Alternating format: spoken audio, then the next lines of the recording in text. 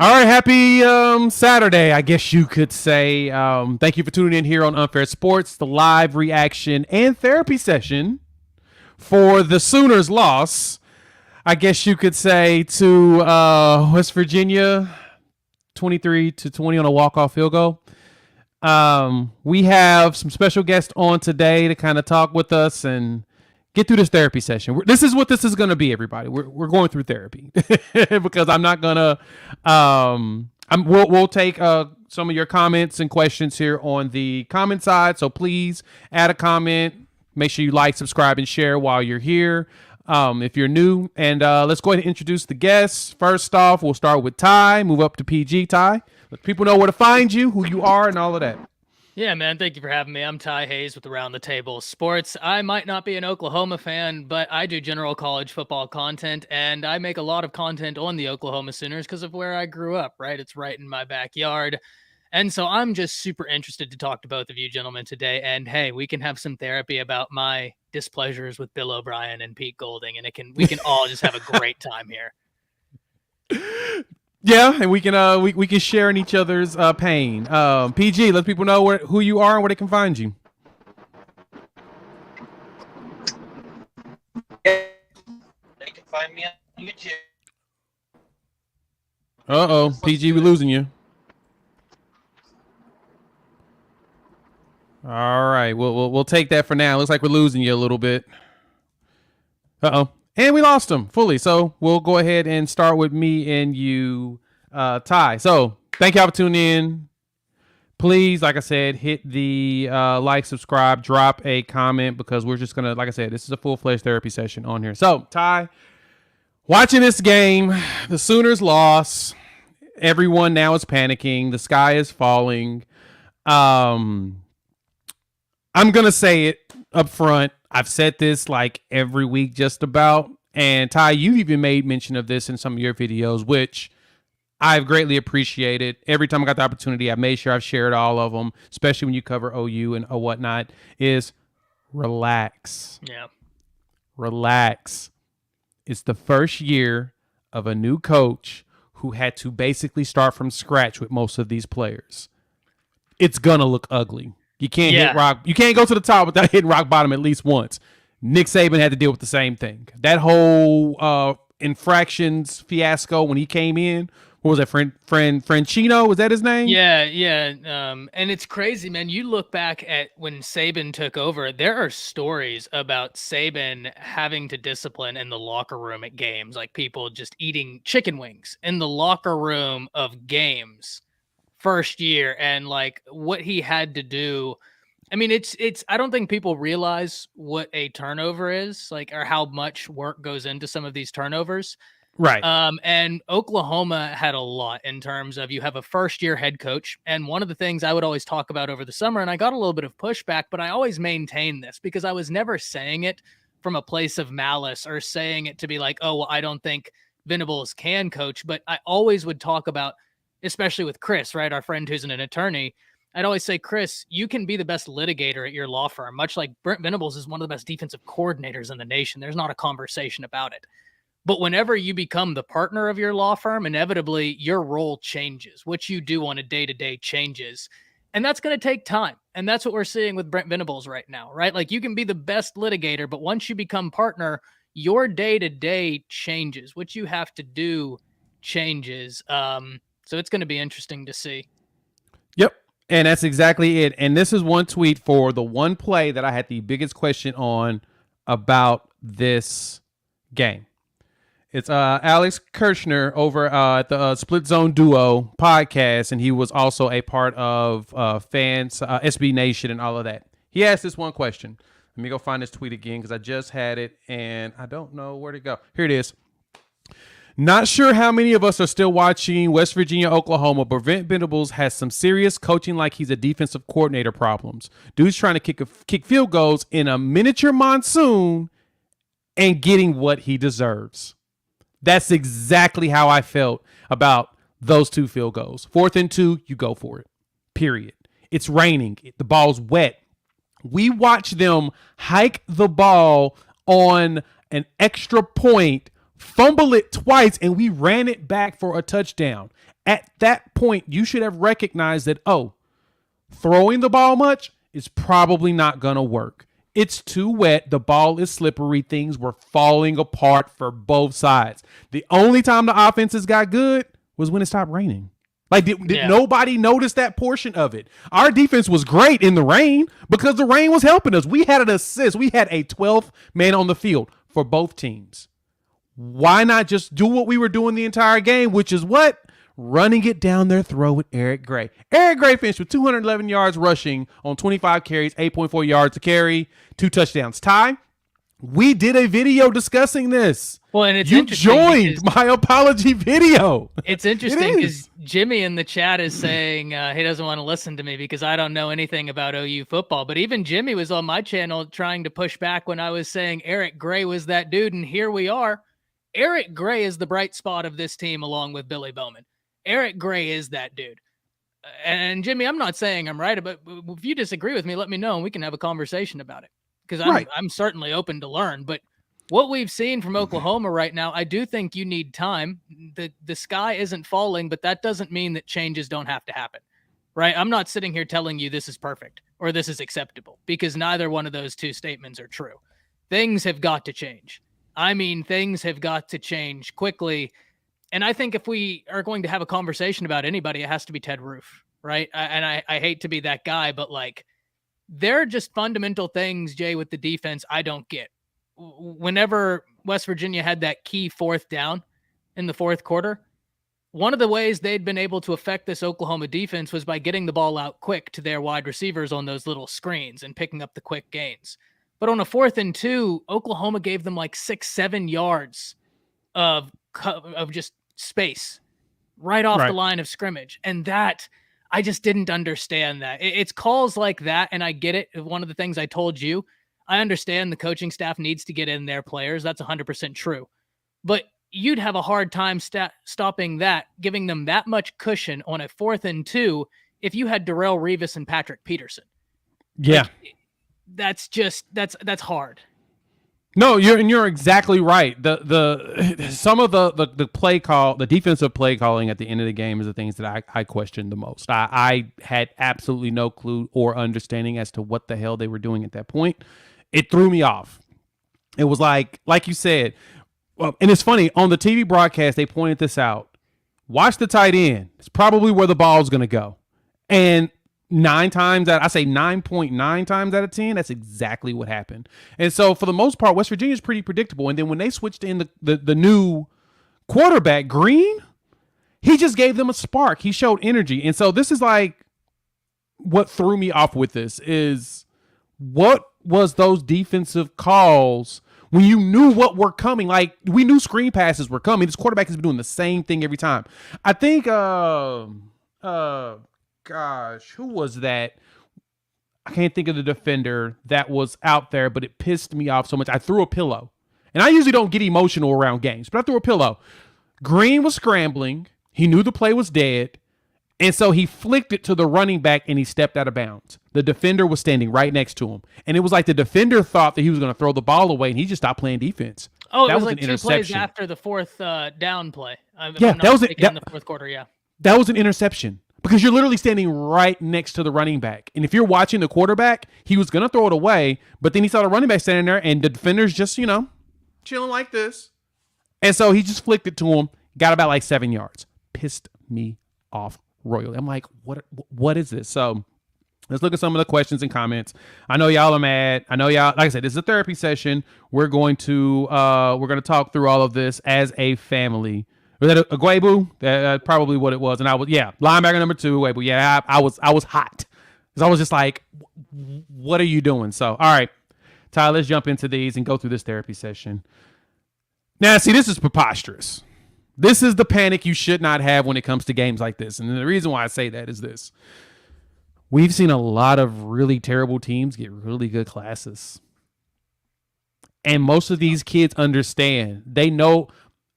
I put it like this. The message that to me, that the coaches are giving to a lot of these recruits is that it ain't going to look the same once we get you type of guys in. Right now, we're scraping the barrel. But once we fill this bad boy up, it'll look completely different. Ty, what do you think about recruits leaving teams because of losing seasons? So, and I talked about this in a video whenever I was talking about Miami. Yep. Whenever Jaden Rashada flipped, winning is not an instant to recruiting, and just because you're losing doesn't mean you're going to be bad at recruiting. But here's one thing, right? We have to start breaking down these questions and think, okay, well, when we look at it, typically the teams that win recruit real. Why is that? Well, because with winning comes consistency. With consistency becomes development, and these guys are smart. They want to get to the NFL. So you can be a team that's not having a good season.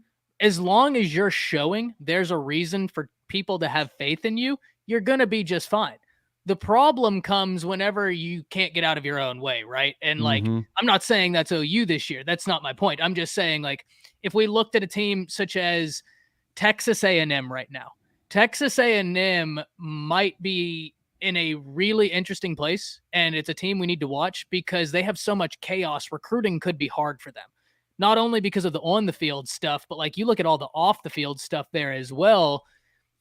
That's just chaotic. When you look at Oklahoma, sure, there's been on-field mishaps, no doubt about it. But at the same time, you still do look at this staff and you're like, okay, well, just a year ago, they were coaching up some of the best units in college football. They didn't forget how to coach football. That's not what's happening here. They need some time. Like I said, there's a lot happening that is inexcusable, right? Yeah, agreed. There was a comment, let me see if I can find it, by Blackwind, who said Ted shouldn't be the scapegoat. BV is the defensive-minded guy. Why hasn't he started to take hold of it? I at some level, Wind, I do agree with you. At some level, like there needs to be some culpability. The reason why I'm fine with Venables not stepping up more, it's his first year as a head coach, right? Like he needs to figure out how to run the ship, and then we can let him go in. It's just Oklahoma's in a really interesting place. I wouldn't worry about recruiting so much right now. You got a top 10 class last year. You're still a top 10 class this year. You're in a lot of big battles. You know, I think that you're still in a bit of a grace period. I agree. That's where I'm at. I think that's the thing I think you got fans have to understand. And this is even talking to recruits. I know some people that have actually talked to some of the recruits we currently have, and they're just like, no. I mean, the winning and losing only bothers them if the team was like 0-10. If we were like just awful from day one and just completely bad. But seeing the team do this, it has a lot of shining moments, and a lot of these players are looking at this like, I probably can walk in there and start, and then I can help turn this around. Because, to be honest, that's one thing that looks good to NFL scouts. They see a dude walk into a school, help turn around a defense, and you see that you're the anchor or one of them, that makes your draft stock goes up. They pay attention to little things like that, not just performance on the field, the additional leaderships and stuff, because you're going into a locker room full of a whole bunch of dudes that if you can't walk in there and help influence them, most of them don't want to deal with you. So raw talent isn't always the only thing they look at. Key Lawrence was out. I think he got hurt last week. And if I'm correct, he was on the injury report going into this game. So that's the reason why we didn't really see him. This was an interesting question right here. Most part that's been very frustrating is that once Brent and staff found out that West Virginia was going to roll with Green, why not make adjustments and focus on stopping him from running and make him throw? That's a great question, Primetime, and I'm going to tell you the answer to that. We haven't been able to stop a running quarterback all season. There's zero adjustments that could have been done. I'm just going to be 100% honest. We just can't stop a running quarterback. We can't. Like, we'll get tackles for the loss. We'll force him to make certain passes, but especially because at the beginning, we were going man-to-man on JT Daniels, and we were forcing him to throw the ball. Actually, we were forcing him to try to run on us. And when he couldn't do it, we were getting hits, tackles for the loss. We were getting sacks. I mean, Ethan Downs got a sack. We were putting pressure on him. But the biggest problem is we can't stop a quarterback that can scramble right now. Our linebackers is the problem right now. And so, like, to piggyback off of that, not only do y'all have problems stopping a mobile quarterback, but the stats haven't updated, right? They'll update Monday or Tuesday. I forget exactly when they update. But this is not counting what we just saw today. Oklahoma's defense against the rush is 119th in the nation. Yep. So they can't stop the run, period. So this is what I want. In that stat, I want you to take out a quarterback's running yards and tell me how they do. That'd be interesting to see. Even now, then, I'm gonna work on that tonight, and I'll have that ready by Monday. I'm going to go through it because this is the thing. Green ran for 119 yards in this game. That's out of their 203 yards. They're under 100 if he doesn't get any scrambling yards. That's my point. You see what I'm saying? Like, I get exactly what you're saying because we can't. We gave up over 180 to what Baylor. We gave up Bijan Robinson, of course, destroyed us, and Texas just destroyed us in general. And same thing with TCU. But in a lot of those games, the quarterback is what ate us alive first, and then everything else just fell apart. So, yeah, we can't start much of anything. This is fascinating. VB, what BV means. You can't say, we got a guy in. We got Chris in. Chris, we're having a therapy session. We're going through some comments real quick. So give me a second. What I'll say about this, Seth, that's coach talk. That's not a Venables thing. That's coach talk. That's coach not talk. Venables, that's nothing. And there was another comment I'll say real quickly. It was someone who said trying to compare Venables to Saban's first year was like a bad comparison. Jay wasn't comparing Venables. He's saying that even Saban, who we consider the GOAT, had things he had to work through year one. We've talked about this on live, actually, and Jay, I think, has the perfect comparison, and he thinks it's more akin to Mark Richt walking into a situation. For Kirby Smart and going from Mark Richt to Mark Kirby Start, because, like you said, Georgia was a consistent 10-win team. They just couldn't get over the hump in certain games. And then you bring in Kirby, and Kirby drops to 7-5 his first year. And it's like, what? They were 10-3 the year before. How do you fall back? Had to clean up. You got to replace certain players. You got to replace certain mentalities. You got to replace certain assignments. There's a lot of things that go behind the scenes you've got to fix before you get the opportunity to actually start ascending. Like, you've got to break it down to really bring it back up. And as we talked about with Schmitty, before you go, Chris, I'll let you jump in a second. But the one thing we talked about, like with Schmitty at the beginning of this, one of the problems that when it comes to getting a strength and conditioning coach in to really turn people around and get them tough and strong and all of that, it takes about a year to get your body in at that certain point. If any of you have ever worked out, you've noticed that it takes you about a year to really get to see the results you want. It's not going to be any different here. Ty wakes up this way, but I'm just saying outside of that, it takes time to get that type of intensity for the body to adjust to it, which is my point. So, Chris, since you just jumped into the therapy session, please feel free to tell us how you feeling. So first off, let's just call it what it is. This is on the coaches more than it is the players. Yeah, okay. This is complete bullshit. Once again, let me break it down for you. Reason why I say that. Levy, what are we doing? You're sitting there. I get it. That's your play style. You want to run the same play 2 times. It's working. Then the third time, why the hell are we sitting there with a loaded box, not spreading them out? You're not spreading them out. You know our offensive line is good in spurts, but not getting that push up front. We're not as physical in the trenches as we have been. That all starts with our center. Andrew Raym has been about as sporadically good as you could possibly have as a center. It's hard. I know it's big shoes to fill coming in and trying to fill in for Creed Humphreys past 2 years, but something's got to change at that. Our interior offensive linemen are just it's something's up. Conjul, Matuire, those guys.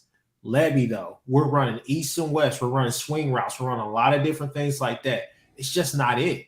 One of the biggest problems I'll say with the game, though, we're not dropping passes. We're dropping touchdowns.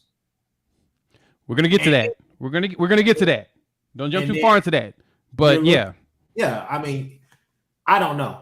Play calling wise, you're sitting there just like, are we going too fast right now? What are we doing? Like, can we get some pace, but also can we actually kind of think this out? Can we spread them out? Can we do different things like that?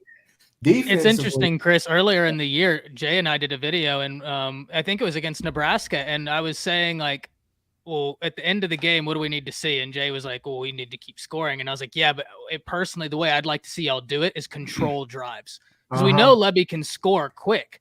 But when your defense struggles scoring quick, right, like, you get quick 3 and outs. You get quick 3 and outs, your defense has been on the field. They get off the field. They look back up before they can even take their helmets off. They're trotting right back out onto the field. You do that for a quarter and a half. They're tired. They're done. Exhausted. They're gassed. And that was my point when I talked about our offense moves too fast sometimes. Specifically that. When you get those quick 3 and outs constantly, you're going to have your defense gassed. And we don't have the depth yet. Like, that's the thing. That's the reason why this class that they piecemealed and finished out at top 10 with this past year, and now the top 10 class they've got this year, if you don't have the depth to be able to rotate people in and out, you're not going to be able to handle quick 3-and-outs like that. You've got to run the ball. And that's the other problem. We run the ball, we get like 10 or 12 yards. Then we'll get 2. Then we'll lose 2. Then we'll get 12. Then we'll get 4, 2, throw an incomplete pass, and then we've got rid of the ball. And in that entire sequence, it's been less than a minute. Well, the problem is simply this right here. And I hate to say it because I've tried to give him every chance. Dylan Gabriel is just he's far too inconsistent for me. I mean, I'll be the first to say I've been it. A fan. Hey, Chris, I was a big proponent. I'm a fan of him too, and I get it. It's been inconsistent is the word. That's the perfect word, Chris. Either he's overthrowing or he's underthrowing. I mean, obviously you could talk about the drops, but at some point something's got to happen. I mean, if he's not throwing east and west routes or maybe some little intermediary like a slant or so, it's not there. And it's that just touchdown was there though. That touchdown was Mims, and this game. And Chris, you said this at the beginning. You blame this mainly on coaching than players, and I agree for the most part on that. And this is the reason why. In a miniature monsoon, you do not throw the ball like that and think that your quarterback's not going to have bad throws, underthrows, because he cannot grip the ball the way that he wants to. The ball was soaking wet. Like, you saw the refs, when there were injuries, put a towel over the ball and walk away with it. But still, Jay, the big problem now is that at this point in his career, the fact that you see that he is not working that pocket, he's not climbing in the pocket. He doesn't have a good pocket presence. He's taking the ball, he's dipping, he's running, he's doing these things. I don't know. I mean, you can't say that, at least right now. UCF, Dylan Gabriel probably can say that and see the strides. Yeah, that's the wild part, Gabriel, man. I don't understand it. I needed him to run more. I kind of want him to run more. If he would have run more, I think if he tucks faster and go, that creates a threat. I don't understand why he doesn't do that more. If you watch his freshman year at UCF, which is what I was watching, I understand he had more time, but that was when he had Jeff Levy. The timing was different. Everything was snappy, right? And it's not that at all right now. It feels like it's something with the personnel. It's like somebody doesn't trust somebody. That's what it feels like. It's either Levy doesn't trust Gabriel doesn't trust the receivers don't trust Gabriel, or maybe all three. I don't know. It feels like somebody don't trust somebody there. So I'll say this right here. Defensively, I hate to call for somebody's job, but I mean, Roof, I already said it. Everybody's already done it. Everybody's been doing it. I beat that dead horse over the head a lot before I got on here, but I'll say this right here. Fourth and 16, 4th and 10, even 4th and 3. I mean, the gadget plays, I just don't understand what's going on out there. One thing I will say right here. There was one call that really did piss me off, and it was the fact that they picked up the flag when obviously he was going down for the knee. I'm sitting there just like, how do you say there's nothing wrong with that? Like, he's going down for a knee, and that changed the entire ending of that game. You call that, it's an offset, they're not going to probably go for it the second time. Or they may go for it and probably not get it. And that changes the entire course of this game. That was a BS call. Everybody pointed that out like, hey guys, he had nowhere to go. He wasn't even trying to return the ball. He took the knee. That to me was definitely the biggest miss by the Big 12 officiating in this game, but it seems like they do that a lot, OU Texas. It seems like that everybody's saying that. That's the thing everybody's pointing out. It's like, hey, y'all are missing some really big calls, and everybody's wondering if it's the bias of them leaving the conference. I'm not saying that it is or it isn't, but that play, that one was atrocious. That was an egregious call by the refs to pick up the flag when you saw the dude borderline target a guy that's kneeling. That's absurd. Let's get to some of these comments real quick. And one thing I'll say as we're going through them, Chris, right before you came in here, and I sent it in our group chat right before. The fourth down that gets me, if I was an OU fan, right, the fourth down that would light a fire under me was the 4th and 3 where West Virginia has been killing y'all on these quick screens to the wide receivers, just out letting them pick up 5 yards. And the defense rolls out with 7 yards cushion on a 4th and 3. I don't care if you have Patrick Peterson and Darrelle Revis. That's a first down every time. So at that level, I understand the implication of we need to get our guys in. You could have the best corners in the world. That play call is a recipe for disaster. Yeah, that just doesn't make sense. It made no sense because for the better part of the second half, when they ran that play, you started to blow it up. I mean, you were getting back there. You may have had one guy blocked, but you had gang tackling. You were doing exactly what you need to do. It's mind blowing how the hell that happens. But I'll tell you one more play that is mind boggling. How the hell does he fit that ball in there between 3 people? It makes no sense. It's like with this cover 3. Oh, it makes sense. it's like with this cover 3 or any zone coverages, it's like, my God, is somebody going in there on Madden and adjusting all of their clouds? Are we playing 20 yards, 10 yards above our clouds? Are we playing? You get what I'm saying? Like, no, exactly what you're saying. What are we doing?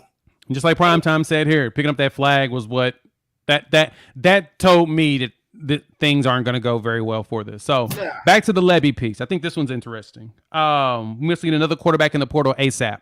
Yeah, we can get another quarterback, and that doesn't mean anything. I'm just going to tell you that right now. To be absolutely honest, that means 0 if you get another quarterback to try to run this offense. But I will say this. We've already got a 5-star coming in. We've got a 4-star in Evers. I'm not sure. They just don't physically. They didn't feel like he was ready coming in.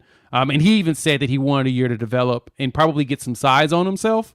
He may be ready to play next year. Same thing with Jackson Arnold when he comes in. Jackson Arnold is excited about walking in here and dominating because he probably will. He probably will be Levy's best pickup. And so we'll have a quarterback to start next year. And if he goes into camp and kicks everybody's butt, we'll be starting a true freshman. So just be prepared for that. I'll put it like this right here. We're going to have a Clemson situation. We're going to have DJU 2.0. And at some point, if we see some of these things linger on, if Dylan Gabriel returns, I mean, let's just be real. They're going to start somebody else at some point. You're going to see it happen. Because if Dylan Gabriel's still doing the same things he's doing this year, going into next year as the starter, which I believe he'll be the starter without a shadow of a doubt, you're going to have a Clemson situation on your hands. I don't know. Guys, I'm sorry to interrupt. No, Bill O'Brien in Alabama make me tired. Bill O'Brien, with this offense, in the second quarter, has managed to amass a total of 22 yards. Gentlemen, Ole Miss can't stop the run to save their life. Jahmyr Gibbs is one of the best running backs in the nation, not just from a personal bias. You look at the numbers. He is sensational this year. Absolutely must-see television, and we can't generate any offense. Bill O'Brien, you want to talk about play calling, making me tired? Alabama rolled out against LSU in a 1-4-6. 1 defensive lineman, 4 linebackers, and 6 defensive backs. Oh, we can talk about scheme, guys. You want to talk about scheme? I've been dying to talk about scheme. Can we talk about scheme? We're going to talk about scheme next. Table that for after this one comment that I want to point out. But remember, everybody, this is a therapy session. Not only for all you fans, we're going to let Ty, because he graciously joined us to help go through this. Mercy. I appreciate it. We're going to talk a little Alabama because they are losing 7-0 right now. This is and really bad. Ole Miss is on the way to scoring again, and it just makes no sense. Jimmy, I'm sorry, bro. I think you're 100% wrong here. 150% wrong. I think Venables is the right coach, and I think that it's going to take him this year to figure out I have to stop trying to coach as a defensive coordinator. I have to go as a head coach, and I need to defer to my OC and tell him be aggressive, but don't be stupid. Kind of like Nick Saban does. And I'm comparing this with Alabama and talking Alabama stuff because Ty's here and Ty understands what I'm saying. That's some of the stuff that Saban has always done. He brings in OCs, he lets them do their thing, but he also tells them don't get cute. You get too cute, then I'm going to have to let you go. Can I tell the story? It's one of my favorite Saban stories ever. The Lane Kiffin one? Go ahead, please. The Lane Kiffin one. Yeah, this is one of my favorite Saban stories ever. I forget who Alabama was playing. They do a play, and it blows up. I mean, in the backfield, it's a catastrophe. Turnover. I mean, everything that could go wrong goes wrong. And Nick Saban starts chewing out Lane Kiffin, and Lane Kiffin tells Nick Saban dumb players are going to make dumb plays. And Nick Saban ripped his headphones off, looked at Lane Kiffin and yelled, "No, dumbass offensive coordinators call dumbass plays." And that's why we're in this position. And that's when I was just like, I knew I loved Saban. And that's the reason why Lane Kiffin did not coach the national championship. It was at that point, he said, you know what? I'm going to wash my hands of this whole situation. You did great things, Lane. You helped us modernize our offense, helped me find players that we need, and I got to let you go now. That's the other thing to remember. One of the problems that we had in years past at Oklahoma is that if you realize our 3 quarterbacks, the 2 that won Heismans and the one that was a finalist for the Heisman, were all transfers. Old regime did not bring in a lot of quarterbacks. And so now they've got to figure that out. And I think that Jackson Arnold is going to be the difference maker coming in next year. And the only opposite thing I have when it comes to what Chris just said in regards to Dylan Gabriel coming back next year, I see more of a Hendon Hooker situation than I do a DJ Uiagalelei situation. Because I think DJU was not very good coming in as a freshman in general. I think that one extra year, summer, with all these receivers and figuring things out, I think Gabriel will be a lot better next year than he will be this year. I think he'd be more like Hooker. Because Hooker came in and for Tennessee and didn't even get the starting job. Joe Milton won the job. And honestly, I don't know how Joe won. Because I like Joe. He's 6'5", he's huge. He reminds me of Cam Newton, but he has zero accuracy, like zero touch. Gabriel just has to get out there and get comfortable. So that's my difference on that one. Now, scheme. Let's talk scheme. Ted Roof is horrible. Look, y'all, I am here with you. I'm here with you on the Ted Roof slander. I am starting to see it more and more. And just like you said earlier, Ty, it does feel more like nepotism than it does anything else. It feels like he's doing his boy a solid. And at a certain point, you got to recognize that, I can't do you that solid no more. You're just not it. At this point, I wonder why Bates isn't calling the plays. Or is it something Bates doesn't want to do? Because Bates was he a head coach at one point? He was a head coach at one point, wasn't he? You said who? Ty Bates. Ty? Yeah, I feel like Sorry. he was What's up? No, he wasn't. He wasn't. He's been a D-line coach his whole career. So he probably just isn't ready to call those plays. I was wondering if Ty Bates was a head coach at one point. I couldn't remember. And he wasn't. He's still young. I didn't realize he's only 39 years old. Jeez Louise. What? We're the same age? Fascinating. I think it's a nepotism thing, and I think it's a favor thing. And I think at this point we need to go ahead and not let our boy do that no more. So, Kanik, did y'all see Kanik? Saw him in there special teams.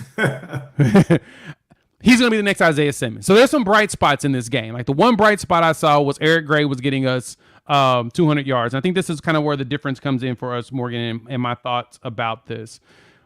Eric Gray was literally getting almost 10 yards a carry. You kind of should keep doing it until they start to stack the box. And I think that's what's fascinating to me about the way our offense played in this game is that even with all the success we had on the run, as soon as they took Gray out, Barnes could not go anywhere. You kind of need to just keep forcing it. Yeah, that was all we had. We were in the monsoon. That's all you had. I'll say this. Go to Primetime's comment down here. This one right here. So my whole thing with that is this right here is that I just don't. That's not. I don't think that Venables is getting after them, but Venables right now with this team this season, this is a teaching moment. Yeah, he's got good relationships. Yeah. You can't look. Do I think there's going to be some changes on and off the field? Hell yes, I do. But some of these players are still going to be here, and you're still going to rely heavily on those guys. And so this is a teaching moment for guys like Danny Stutzman, even Agwebu, guys on the defensive line who have a lot of reps, a lot of plays under their belt. But this is a teaching moment for guys because you're having to get them to understand this is what it takes to get there. I'm telling you now, we're about three to five solid plays away from being from winning these last two games. That's how close it is, and that's how frustrating it is to watch this team because you know West Virginia did nothing to beat us. We beat ourselves this game. And we played in the monsoon. Yeah. And so basically the monsoon was their 12th man and stopped the one thing that we really had on them was the ability to pass. If it wasn't a monsoon, I think we probably would have thrown the ball a hell of a lot more and actually done something right. But the ball was wet the entire game, so there's no chance of you doing that. No, no, Mr. Wiley, I am right because Venables had a whole bunch of coaching offers and he never took any of them because why go be a head coach just to be a head coach? Now the experience would have been nice, but at the same time, you go somewhere you're gonna get fired, and most of the jobs you're gonna go to as a first-time coach, you traditionally get fired from really quickly. It's not that easy, or they're gonna try to force you out. It's pretty hard. So I think that his first year and just figuring it out was probably best with a team that got depleted like this because it kind of overshadows some of his mistakes. And so he can focus on fixing all the issues that everybody like yourself is pointing out so that next season we ain't dealing with this crap no more. But I think the one thing we do need to address is getting rid of the current defensive coordinator. I think Roof will be better as a analyst. I think he'd be fine on staff. I don't see him as the one leading things. I'm a hypocrite. Hey man, it's cool. You don't have to be here. You can throw the fingers, my man. Ain't nobody hypocriting over here. I'm telling you, this is my thoughts. I don't think that he's a bad coach. I think that he is learning on the job with a team that is completely depleted. It is what it is. I mean, if that bothers you, you can leave. It does not bother me if you leave. I mean, bye. Look, Venables is the right coach. Venables is the right coach for this team. It's just there are some decisions that he has to make this offseason. And unfortunately, that's going to be pretty much, I would say, 80% of what we talk about during the offseason. Yes. What moves are you making? Who are you going to replace? Who are you replacing? Recruits, transfer portal. What are we doing? How do we feel coming out of the spring game? Is it fool's gold? What are we doing to get better? Because I mean, honestly, you're just wanting to see improvement at this point. That's all I want to see. That's really the only thing I care about. I to be honest with you, it's really not y'all just score tied. But honestly, it's not. It's not a thing. Oh my God, a touchdown! Oh, we can throw the ball. Oh my God, Jermaine Burton actually caught a touchdown pass. I love it. All right, let's jump in. We can, but like just like Chris just said, it's about what adjustments you're gonna have to make this offseason. Not even worried about a bowl game at this point. I don't care about going and playing Iowa in the Piss Bowl. I just want to see improvement. Guys, right. Bryce Young has a touchdown. I want to win Bedlam, and then I want to go out there and play a great game. Look, if you win that game, the narrative is definitely different because you're sitting there saying, look, although they're worse, because it's almost like a flip of a coin. Yeah, it was. Played really good for like 2.5 quarters. And then all of a sudden, it's just like the floodgates open. It was the weather. They were doing great when it was raining really hard because they had a 12th man on the field and nobody could do anything. But then when they put Green in, because that was the adjustment that West Virginia realized, we need a mobile quarterback right now because why? We can't throw the ball in this monsoon. You don't do that. And this one right here, late 4th and 2, yeah, you go for that. That is definitely, I agree with you, 405 boy. You go for that. You don't just pass that up like 100% because that's something that's a problem. That's something that you got to go after. You got to take advantage of that. Our kicker all year has been sporadic. He hasn't been good yet. Yeah, he's been sporadic.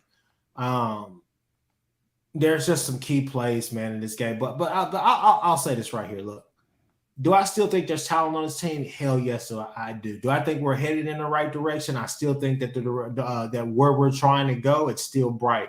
It's just going to take us being a little bit more patient than what we thought. Okay. We thought we'd still be hitting on all cylinders. Everything will be fine. We had talent there. But, I mean, you got to think about it. I mean, coming into the season, you thought you would see a lot of Josh Eaton. Haven't seen him once all year. Thought you would see a lot more Kendall Dennis. You saw him some. Haven't seen him play a lot. Coming into the season, you thought, okay, well, we'll go out there. We'll have Obviously, the transfers will probably play, but hey, this is a year where Key Lawrence, Bryson Washington, you're thinking that you're going to see a lot of those guys in this rotation. Don't see a lot of them at all, right? So, I mean, a lot of these players are still trying to feel their way through this system and through what they're doing on the field. It shows. It shows. And a lot of these guys, like we've talked about, Ty, we've said this a bunch of times on your show, my show, everything. This is the first time a lot of these guys are getting real snaps like this as far as being the guy that you have to count on in these situations. And unfortunately, it's just not clicking. You would think that the defense would play better as good as Deshaun White has played of late in that cheetah position. We thought, okay, if we can get that position locked up and have that player understand it, whether it be Kaepernick, whether it be Deshaun White or whoever, it would be better. But you see flashes of it, but it's just not working. No, I get you. Seth, with this comment, it's just kind of interesting. Willis and them laughing on the sideline. We were down 13-12. Probably in their mindset was, oh, we figured out what we need to do to win this game. And then they started going out there and doing it. We started running. We got the touchdown. We went up 20-13 literally on the next possession. And it was like, okay, I think we may be trying to turn that corner. We're starting to get to where it needs to be. And then it just, we continue to fall apart on that one. The defense went down their leg. Green took off. Thank the Lord it was raining. Yeah. Honestly, if it wasn't raining, I think this game would have been a lot worse for West Virginia than us. I don't know if they would have put Green in early enough before the floodgates could have went down.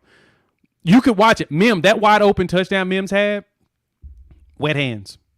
And you can see it in his face like, man, that was in the zone. That was touchdown. We had that. And he kind of messed that one up. Yeah. I don't know what it is about its scheme. So this is a tie question here. This is a tie statement here on scheme and how it seems like really only two players shine. May I? Like, yeah, go ahead, please. This give me is this. super interesting. And this is why I love Brent Venables so much, is his defense is very in-depth, very complex.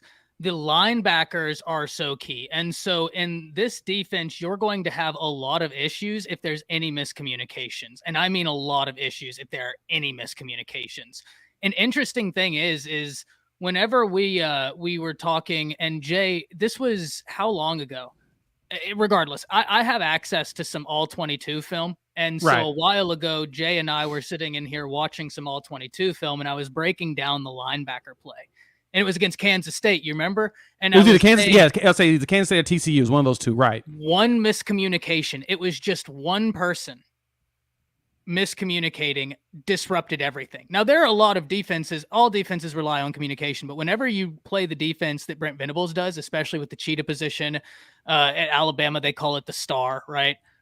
Mm-hmm. You put so much emphasis on that if there's anything that's a half step off, it's going to be really, really off. Like what will look like a mistake in a Nick Saban defense, or okay, what I'm meaning to say is, like, if you watch Ole Miss make a mistake, it'll look like, oh, well, they just messed up. If someone messes up in Nick Saban's defense, someone is running free, right? Like there's going to be a major bust. And that's kind of similar with Brent Venables' defense because it's so reliant on so many different things coming together at once, which makes sense whenever there's struggles in year one because there is a lot of growing to do. But it also makes sense when we look at the ways teams are attacking this Oklahoma defense. They're going a lot after your linebackers because if one guy messes up, if the cheetah says, hey, I'm going to have him, and the play is not what they thought it was, I mean, things can get bad real quick. Very quick. And it's going to be good. It's just you've got to let it settle in. It's just...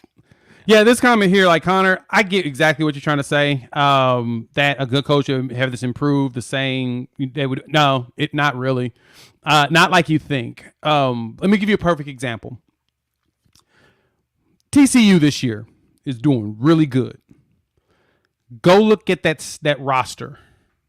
They're all upperclassmen who have all been there together, all for a few years, and their coach Gary Patterson, defensive mastermind. Scott Texas actually looking decent on defense as their analysts, but it's the same guys. It's all the same players. That's something you have to have. OU lost hundreds of starting snaps when you lose Nick Bonito, Isaiah Thomas. Think about all those defenders that OU lost. And I also think going to the draft. I don't want to say misses in the transfer portal because I don't want to be that harsh, but like, right. There are guys that y'all got in the transfer portal that to me, I just don't understand why they haven't been bigger, like bigger impact guys. Right. That's exactly it. There's a lot of players that have shown up that you kind of like, man, why isn't he really playing? And it's probably because when you see him in practice, you're like, yeah, he's not it. And just like you mentioned, Todd, this defense is very specific. It's very detail oriented. You have to be in your spot at the right time to really stop. It's a chess match that is even more precise than a chess match when it comes to that. And that's something that I don't think a lot of people really get on that portion of it. But yeah, I think that it's this year, just be prepared. This year is just not going to be that great. And I kind of got to give it to Stuart Mandel over at The Athletic. He warned everybody. He said, look, it ain't that Brent Venables is not the right choice. He's losing. He's losing a lot to start with. There were people, OU people. I'm not gonna that were. They attacked the hell out of me when I said he was right in some capacities. And I mean, every time he would make a status, dragging him. And we look. If you're an OU fan, just be happy he's not an "I told you so" type because he could have receipts. He was right. I mean, long as day, just going for days. It was bad. That man was attacked. But exactly. And I get the fan base being all worked up about it, but at the same time, you got to be objective about it. I looked at what he said and I looked through it and I was like, damn, he's got a point. Because not too many teams have the situation. Oregon, Dan Lanning goes up there to Oregon. I saw a tweet and I sent this in our group and I thought that was beyond fascinating. Their offensive line, exact same offensive line for like almost 3 years or something like that. They gave up like 20-something sacks the year before. This year, they only get up 1 sack. Having that continuity and chemistry when you bring in new coaches is a big deal. It's a lot bigger than what people want to admit to it. Clear direction and political stuff. Yeah, I'm sorry, Morgan. You're not going to get a coach that's going to dog his players. Because guess what? Then you won't get players that don't want to come play for you. Last thing you want is a coach that's going to dog players right in front of the media like that.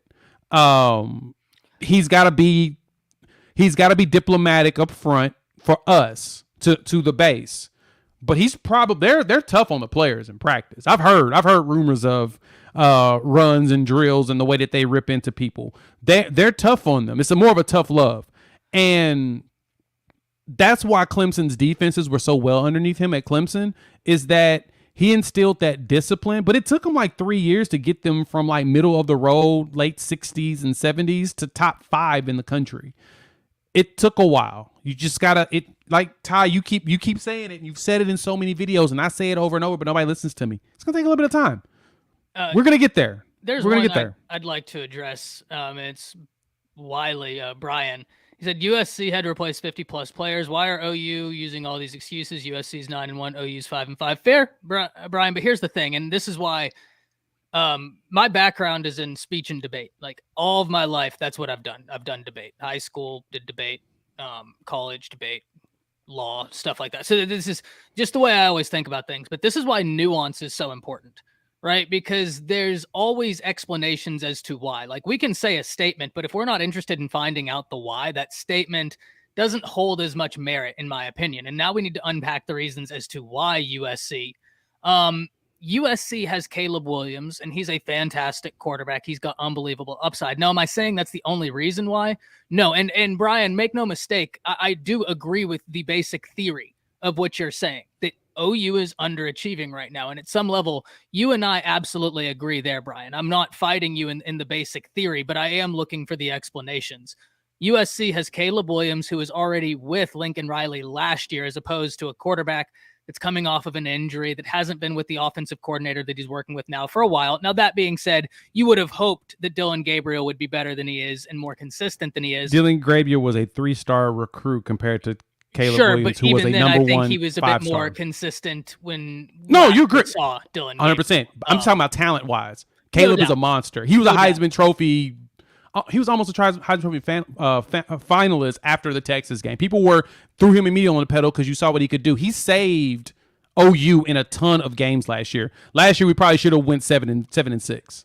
But he saved the team. This is what I do want to say, because Morgan basically gets to where I'm inevitably going. If we had held on to Caleb Williams and all other variables remain the same, how different would this season look? Look, I still don't think you would be where you would want to be, because I think defensively you have some holes. When you look at what was lost last year, the guys that came in to replace it, like some of the guys through the transfer portal, they just haven't made the impact that was expected. Most haven't played yet. I haven't seen Connie Walker. We just saw CJ Cold in the last, 4 games.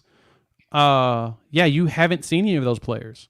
So that's why, Brian, I'm certainly not argue. The basic theory of your point, I 100% agree with, but we do need to unpack why.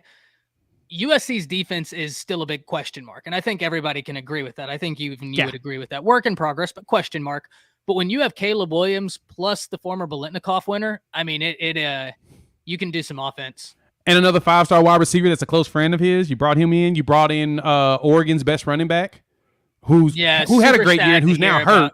Super sad to hear about sucks. Like, I like Travis Dye. I love his mustache. The mustache thing is always the thing that sold me about him the most, but he's good. But that happens.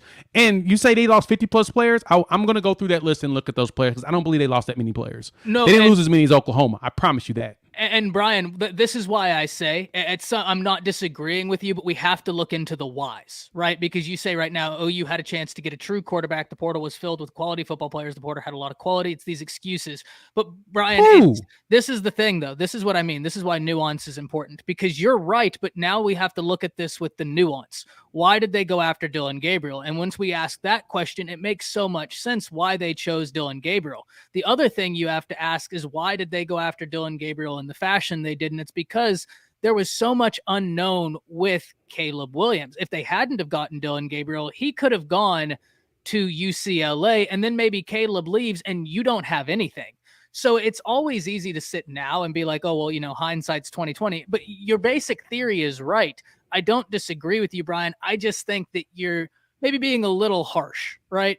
He says, look at Oregon, Washington, LSU. Yes, but those all...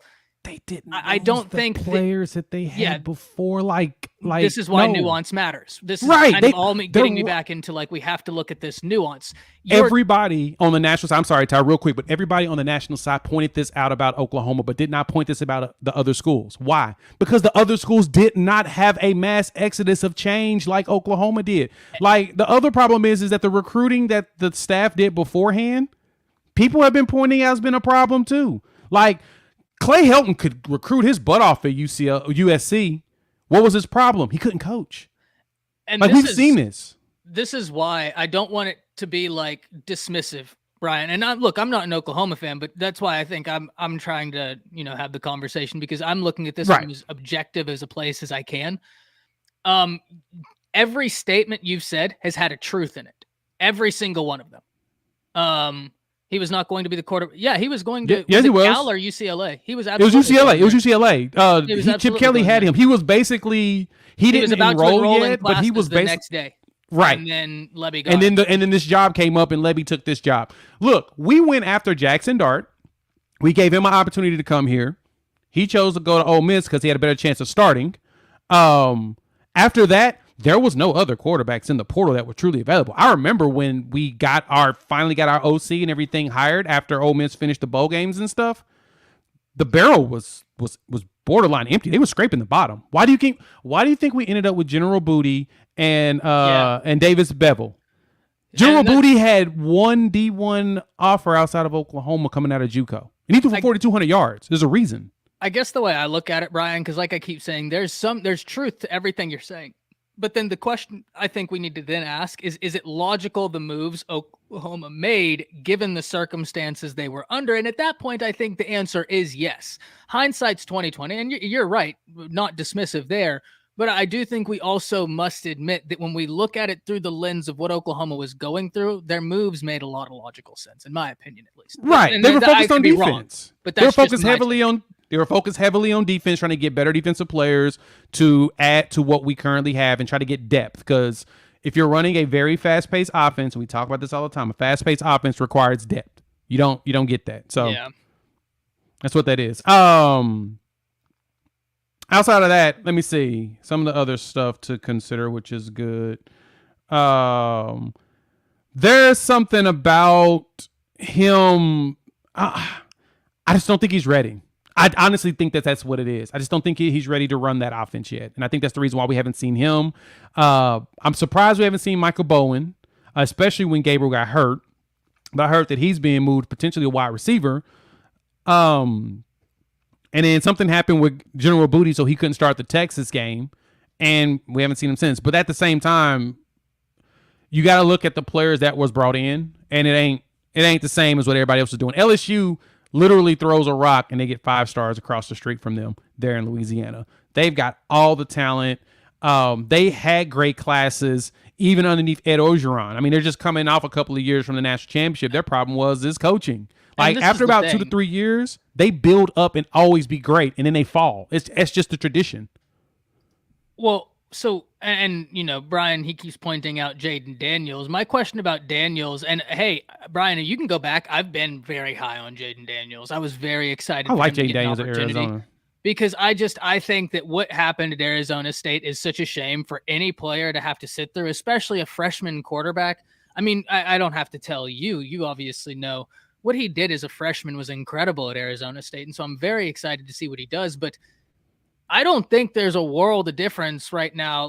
But I don't know that Oklahoma would be any better place if they had Jaden Daniels. And the reason is because he's throwing at a 53% completion percentage to Dylan Gabriel's 61. Right. So I think we then have to look that's more of like him being worked in, and he's doing an incredible job at LSU. Don't get me wrong, but I don't know that if he was to come into Oklahoma, we'd be just like, oh, well, Oklahoma's automatically better. Brian, they'd still have one of the worst rush defenses in the nation. So at that point, yeah, we should get another quarterback who's going to literally do everything for you. I mean, I don't know if you guys I looked at this LSU Arkansas game a little bit. Literally, and honestly, watched Harold him play Perkins against Alabama. Unbelievable man. He is unbelievable at football. Yeah, there you go. Jaden Daniels literally does everything for this team. Everything. He is everything. And just like you said, Ty, him at Arizona State, everything was bad, that situation. But Jaden Daniels coming here, don't think he would have done anything better than what Dylan Gabriel's doing today. I'm just being 100% honest. Sure, he comes in as a dual threat. In theory, he doesn't. He threw the ball 50. He's 8 for 15, 86 yards against Arkansas. Yeah, and look, I Arkansas, really like the guy, but I like him a lot. He does not throw the ball very well. Yeah, I just don't think that if Oklahoma had Jaden Daniels, we'd magically be sitting here and being like, oh, well, their season is in such a better position. At the end of the day, if you're outside, and I'm stubborn, right? Like one thing y'all need to understand about me, and it will probably help understand a lot of my viewpoints. Right. I'm an incredibly stubborn human being, right? And I think you just look at my channel. In a year and a half, I've done over 800 videos. Right? Because part of that is because I'm so stubborn, like I'm not going to quit. And the reason why I bring that up is because if I was playing OU, I'm so stubborn that if I see your rush defense is outside the top 100, guess what I'm going to do until you are nauseated? I'm going to run it down your throat over and over and over and over again until at the end of the day, you don't want to see it. And so that's why I just think Oklahoma has other areas to where the quarterback hasn't been great. No, but is that the end all be all of the problems? I don't believe so. I could be wrong. That's just I don't believe so though. Yeah. Yeah. And Brian, nobody's making excuses. I'm pointing out the facts. It was raining, and literally the entire host, the whole game, were basically saying, "Hey guys, this rain. There's a lot of rain.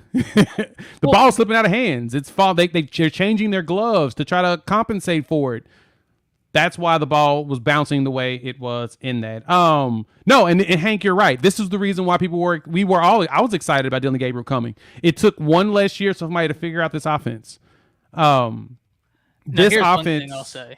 Go ahead. Not about OU, but just to answer Seth. Seth says it's Saban's reign coming to an end. I hate Bama, but they respect out of hell out of Saban and seeing cracks in the dam. Jesus. So Seth, no, but I just want to hear from the audience whether this is fair or unfair, because this is just the way I look at it.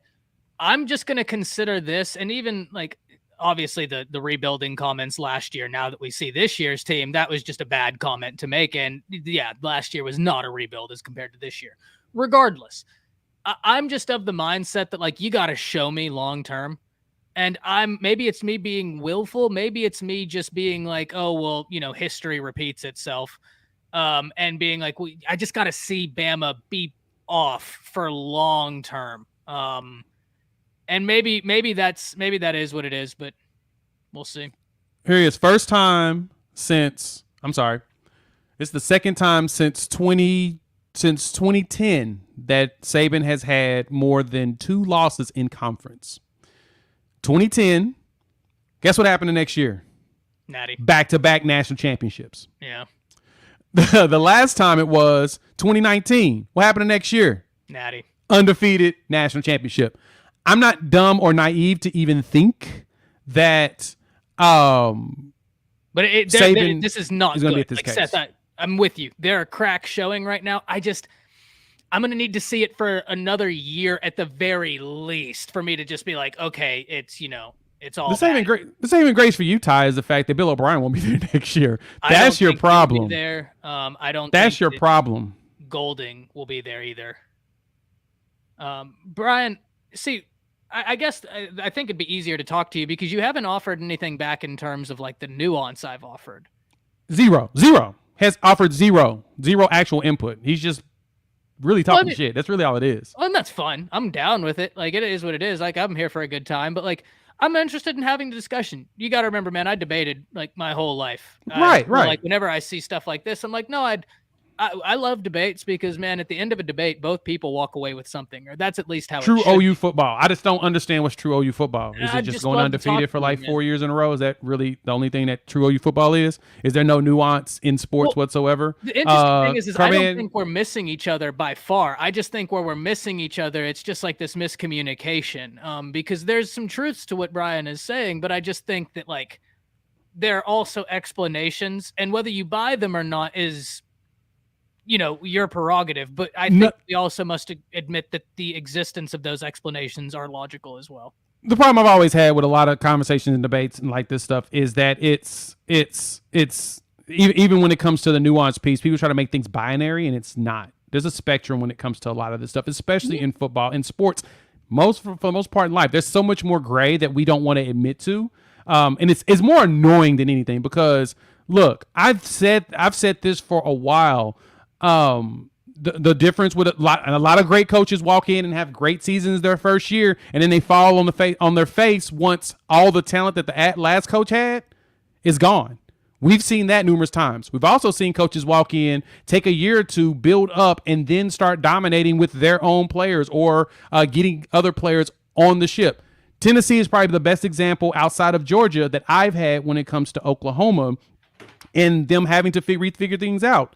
Tennessee had like 35 players transfer out on top of on top of the graduates they had in Josh Heupel's first year, and they're still waiting on sanctions to come down the line from the Jeremy Pruitt era and the issues they had. They didn't have that very many good classes either underneath Pruitt, but they were also going downhill. It took a year for Josh Heupel to go through the portal, figure out what he really needed, built that roster, and look at them now. They've only lost one game to Georgia. They're probably going to go to the college football playoff. That's the other team that I root for. And so that happens. That's one of those. And this was the perfect year for Tennessee to be really good because Alabama's only issue has been, to me, Bill O'Brien. It's just been play call. And that's the reason why this is a quote-unquote down year, but it'll rebound once he's replaced. Hopefully. Other teams, Miami sucks. Miami's problem isn't talent. We know that. Make no mistake, I'm not like disenfranchised enough to think like that this Alabama run's going to last forever. All good things must come to an end, and this run has been insane. It's been wild. Yeah, it has. But because it's been so long, it's one of those things, it's almost like betting against Tom Brady, where you get to a certain point and you're like, you know what? When you retire, you retire. I'm just done betting against it. You know what? It's just, I'm just done. And that's kind of how I look at it. And maybe that's me being a little bit biased. But guys, this is exactly why I hang that sign back there. So that when I talk about SEC or Alabama, you know where my biases come from and you can keep me in check, right? Like it's kind of a way we keep each other honest. Right. Mainly. Exactly. Honest. Right. And I like this, Chris. You're right. We need to fill out the stadium, the Palace on the Prairie for this Bedlam game that will be aired on ESPN Plus. Probably, no kidding. They're probably going to air it on something just because of the Gunnar Gundy situation. Looks like he's starting this game. This will be the game that hopefully will get Oklahoma into bowl eligibility. Let's see what that looks like going into it. This is Jimmy's a funny been one. After me all day, but I actually love his comment right there. Oh yeah, they're gonna be 80 grand at the spring game. I'll point at that That's in a minute. good one, But Jimmy. Seth, I want to comment from you on this one. Seth, please tell me, what is the wide receiver coach not doing right? Because I don't think it has anything to do with him. I think it just has to do with play call. To me, I'd actually Farouk be very and interested in Farouk's being.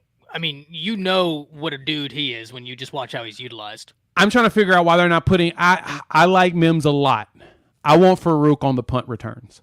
I want Farouk to be used like a Peter Warrick, like a Santana Moss type setup. Early 2000s guys, you know. Travis who had a those guys great. He compared him in use, not In like use. the type of player, but the way. I want them in use. Use them San- like that because they're good. Yeah, the way San Fran uses Debo. Like Yeah, that's how there you y'all go. use Farouk, and it's like when he said that, I was like, oh, I love that because it's so true. It's so true.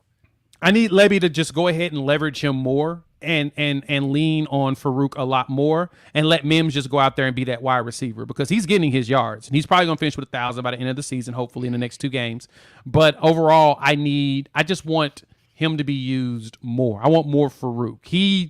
He has the ability, and he's young. That's the best part is he's still young. So we'll be fine. Unfortunately, Eric Gray is gone. This is not going to be his. To me, He's I'm a gonna say running back, bro. there's He's a running there's, back. there's about an 80% chance he stays. He's got too many carries. It's time to go to the league. The league's gonna call him. Wait, you May mean as well take 80% advantage chance of he that. goes or 80% chance he stays? That he goes. There's 80% Gotcha, chance he goes. gotcha. I'm gonna give you I just- 20% because he may say, you know what, I want to stick around and see I mean, this look through. at how this year's gone. And Right. if you have one more year like this, we're having a really interesting conversation about where are you going in the draft, right? A really Right. interesting. The one thing that and you want to know what will help with that 20%, I think he's going to the draft. I do Mhm. because he's a running back, right? Like these guys know I get hit all the time. My stock is high now. I should go now. Let's get this paycheck now. And Yeah. I think that's the smart move. Eric Gray, go to the NFL, get your money. You've earned it. Deserves But it. if we're making the case for like Jimmy says, I'm sorry, Ty. Man, Jimmy, it's all love. You have commented on my channel for so long. Yeah, I you've know been it's around for a nothing while, personal. Jimmy. I Yeah, know, man. I know what it is. I know you're not really coming. It's all love. You've been Yeah, around yeah, my yeah. channel from the get go. You're not attacking in a disrespectful way. You always Well, come I at both know- of us in I our know comments. his So we name. appreciate it. I know Yeah. his name. He's been like, you think I'm kidding? He has been a Oh, subscriber, no. or Loyal at on least both a sides. viewer of my channel for a long, long time. So I know it's all love. It's nothing personal. I came across Jimmy the first time on one of your streams or whatnot, and so no, Really? we totally know. We totally get Yeah. you, Jimmy. We get All you. I good. get you being mad. Like I said, this is a therapy session. I get y'all being mad. I'm going to point stuff out that I feel like is going on. Like for example, Hank's asking this question: why haven't the tight ends been targeted more in this game? Rain before. That's what I've been trying to figure out more too. I would love to see more Willis out there. Honestly, I like to see more Willis Cat also, just for fun because. Out of all the quarterbacks outside of Nick Evers, you can put Dylan Gabriel out there at wide receiver and people would believe you. He can run. We've seen him scoop. Dudes run like 60 and 70-yard touchdowns. Why don't we I'd have fun with that. I'm totally here for that portion of it. Morgan asked about crossing routes. You know, Before I good go any question. further, I'm got to apologize. Jump. I've got a jet. Thank you for having me on. No, It's been thanks a for lot of jumping, fun. Ty. I appreciate you joining me. I'm gonna stay on for probably another 20 minutes while Ty jumps out. Be good, man. We'll talk Monday probably. Yes, sir. Yes, sir. Y'all have a good one. Have a good one. So, all right, just me now. I get talk noise. No kidding. Crossing routes. I've been wondering the same thing, Morgan. That actually is a very good question. It doesn't seem like we're getting super creative on the offensive side. Especially this game, like I said, I expected this game to not be super creative specifically because of the rain. Especially because you could see it coming down. Like, for example, last night I was at my son's soccer game up down in Norman, and it started snowing randomly. I was not prepared for that. But it was pretty wet out there in Morgantown, and so it makes sense. Morgan and Morgantown, but it makes sense. Yeah, Purdy and Brees staying at Iowa State that extra year. Well, Brees Hall ended up. Where did he go? Didn't he get drafted pretty high by the Jets? I mean, he was having a good year until he hurt himself. God, it sucks. He was also one of my fantasy running backs. I had him on the bench though, luckily. But yeah, I felt bad seeing him get hurt. Hurt my heart because he was starting to look like he was going to start breaking out. Let's jump back in some more of these comments before I run away from everybody. Yeah, those tips did hit. I think that's a good point.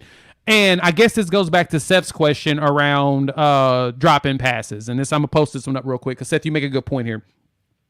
The routes aren't as crisp as you would like, even though they are getting open. I think the biggest issue has been those drop balls. The balls touching off the fingertips. The balls just blatantly being dropped when they should be catching them. That's a big one to me that, yeah. That's probably something that you get to work on soon. Yeah, Lester, you've been sympathetic. We've talked about it. Who has to go? Everybody on here has already made a consensus. You got to jump in. You're a little late. It's been Ted Roof. Everybody's already won his head, and I get it. You're not gonna get me to say that you're wrong when it comes to that. We're not there when it comes to him, and I think that he's probably it. Jimmy, this was the point that I made mention of from the beginning, and I hope that y'all didn't lose this in my translation of the whole conversation piece, is we need different players. We need more of them. Not that we need to replace all of these guys. We need to add more dogs into this, and that's where these recruiting classes come in. Did y'all not realize that these players are from the old regime? That's kind of like my point. This is old regime guys. These are guys that we're going to have to eventually replace. Once we start replacing players, I think that we'll be fine. I think we'll be good once they get the players that they want that are hungry to get it. Yeah, it does seem like that, Weston, that they're not trusting him to really pass the ball in the second half of games. The problem is, too, is that we're so successful on the run. I'm trying to figure out why I don't know. I guess the one thing that bothers me, and a few people have pointed this out, is the screen passes that we are throwing on second and third down. Why are we throwing screens like that? Why aren't we going more so down the field? I would expect us to go downfield. It feels like we should probably go downfield. We're not doing that. All right, we're going to take a couple more. Statistically, we don't. That's Iowa State. They'll always have the worst. Just keeping it a buck. He does have great speed. Farouk does have great speed. The biggest problem with Farouk right now, well, this last game in the rain, the announcers pointed it out, throwing it deep. Gabriel's got to get out earlier. He's got to get there and just launch it and just let Farouk just outrun everybody. I want to see more Farouk in punt return. I want to see him in end arounds. I want to see him at running back. I would love to see him used, as Ty mentioned earlier, like a Debo Samuel. For me, I want to see more Peter Warwick, Santana Moss type usage. Put that dude everywhere. Run deep post routes and just launch it and let him go run underneath it. He's really good at that. He is a special talent, and every time he's been out there on the kick return, you saw it in this game. He ran that kick return back almost to the 50, if not past the 50. That you want that kind of stuff. I want to see more Farouk in open field. Kalen, what's good? What's good? Thank you for pulling up. Yeah, and so there's more to this portion of it. There's way more to this. How can I say this? I said it earlier. The defense did really good when it was raining. That 12th man on the field helped because we knew what they were going to do. They couldn't pass it. And when they realized they couldn't pass it, they switched quarterbacks. When the rain stopped, that's when West Virginia started driving down the field. And to be honest, that's when we started driving too. You could tell the difference. It literally showed right there. Just go watch it. Go watch when the rain stops and the rain starts. That's when all the offenses started sparking. So the game we expected, that high 60-plus total game, that we thought we were going to get, we only didn't get it because of the rain. That was the only reason why the coaches, well, and honestly, Levy and them should have just not. We should have ran more with Gabriel. I think Gabriel should have run a lot more options and actually ran the ball, like design runs like they did with Green, because Gabriel can scoop. We've watched him scoop. That's the key thing. So if when the rain is not there, the 2 interceptions, the 2 points, he dropped it because the ball was wet. We just should have capitalized more on that, and that kills me.